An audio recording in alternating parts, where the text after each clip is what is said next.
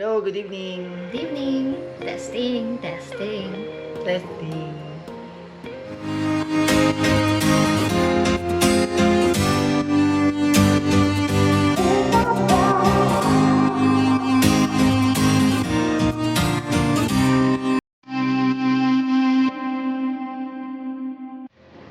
Hi. So, my name is Evan. This is my wife. MJ. So, you've been watching our videos for our cruise trip this year. This time naman, we'll reveal kung magkano po yung lahat ng nagastos namin. This cruise is dedicated po sa aming mga mothers. So, one of our bucket list kasi is madala namin sila outside the country kasi first time po nilang makalabas ng bansa. And then at the same time, bucket list din po namin na makasakay ng cruise.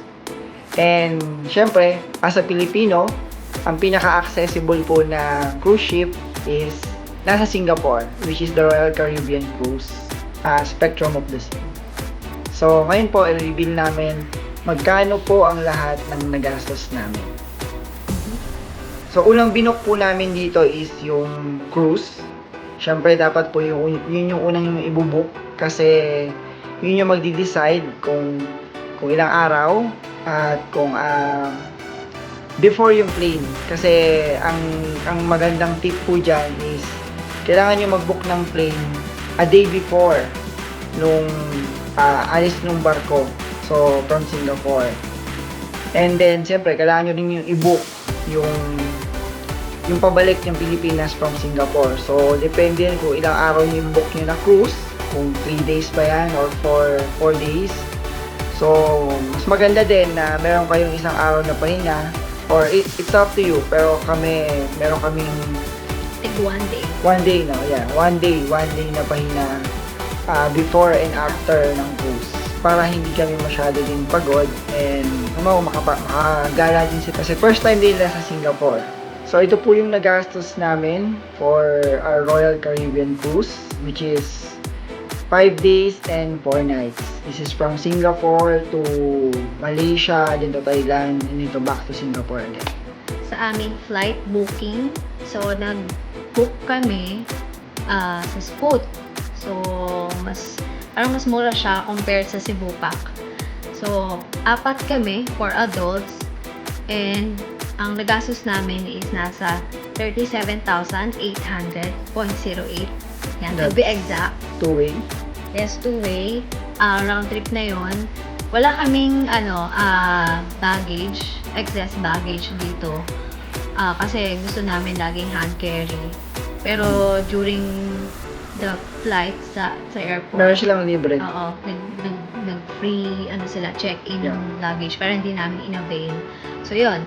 Then yung travel tax namin 1,670 per pax yun. So total of 6,680 pesos. Online na rin namin siya binayaran para hindi na masyadong maraming pinipilahan sa airport. Yeah. We'll put the link na lang din kung saan kayo pwede magbayad ng travel tax online. Yep. And then, Yeah, pati yung Scoot pala. yeah. Lagyan namin yung link. Sobrang ganda nung app nila. Yeah. Sa hotel booking namin, nabanggit nga niya na nandun na kami ng 1 day before and 1 day after ng cruise. So, dalawang hotel yung binook namin through Agoda. Yep. So, yun. Yung isa, actually, ito ay 2 rooms, no? So, 2 One night. rooms for 1 night. Yung first na hotel namin ay nasa 12,680 pesos. And yung hotel namin na yun ay Beverly Hotels Elements. Malapit sa train station going to port. Yeah. And then the day before kami bumalik sa Philippines, no, nag-check-in din ulit kami sa hotel sa 5-6 Splendor Hotel. So, nasa 12,961.73 pesos yung gastos namin. Again, 1 night, 2 rooms. 2 rooms. For the cruise? For the cruise itself, so yung cruise booking, kasi ito per state room. yung booking niya. So, kaming dalawa, yung sa aming dalawa, nasa 43,846 pesos. And then, yung sa stateroom naman ng mothers namin, ay nasa 44,221 and 10 centavos. Yep. Converted na yan from USD. USD to peso. Yep. And again, that's 5 days and 4 nights. Yep. Yes.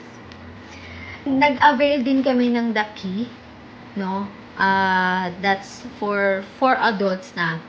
Ang cost niya ay nasa 30,791 and 20 centavos.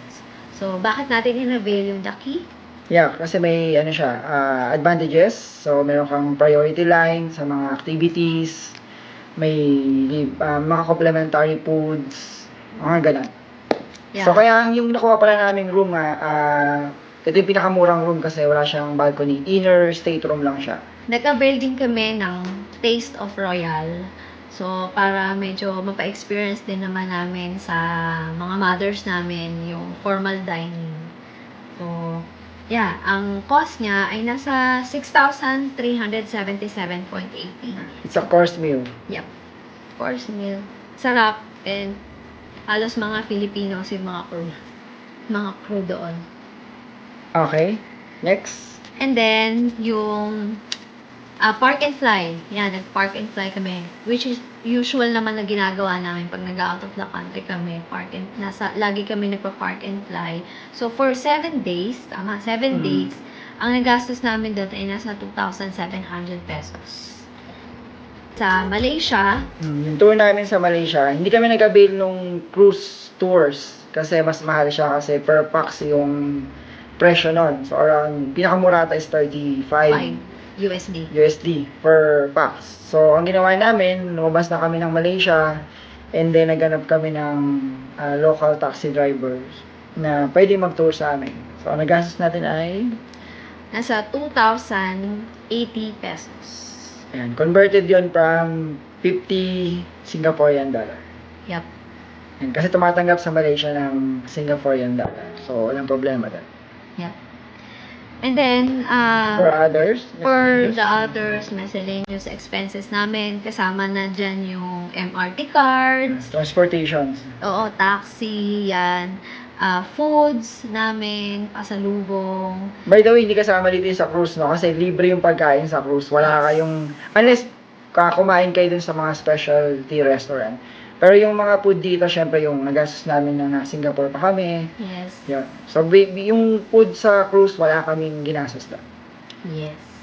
So, yung nagastos namin for the other miscellaneous expenses namin ay nasa 26,146.20 centavos. Ayan. So, overall, ang nagastos po namin sa aming 7-day trip, tama? 7-day. 7-day trip, kasama po yung mga nanay namin. Ilan? Nasa 226,284.11. Ayan. So, ito naman po ay hindi namin, hindi kami lahat yung gumastos dito. Siyempre may mga nag-share, nag-sponsor. Ayan, shoutout sa mga sponsors. So, yun, basically, kung mas konti kayong mag-cruise, possible na makamura kayo, depende din sa stateroom na kukunin nyo. Yung kinuha namin yung pinakamura, pero depende pa rin kasi yung cruise po ay hindi fix ang presyo niyan. Nagbabago po yan, depende sa number ng nights, number ng days, at depende rin po yan sa date. So, depende sa season. Yung nakuha namin somehow mas mura siya. So, mas ma-advance kayong kumuha, mas mura syempre. Yun po lahat na nagastos namin. So, again, thank you po for watching lahat ng videos namin and abangan niyo po yung aming mga adventures na Next susunod. travel. Yeah, next travel adventures. See you po ulit sa susunod. Bye! Thank you! Thank you!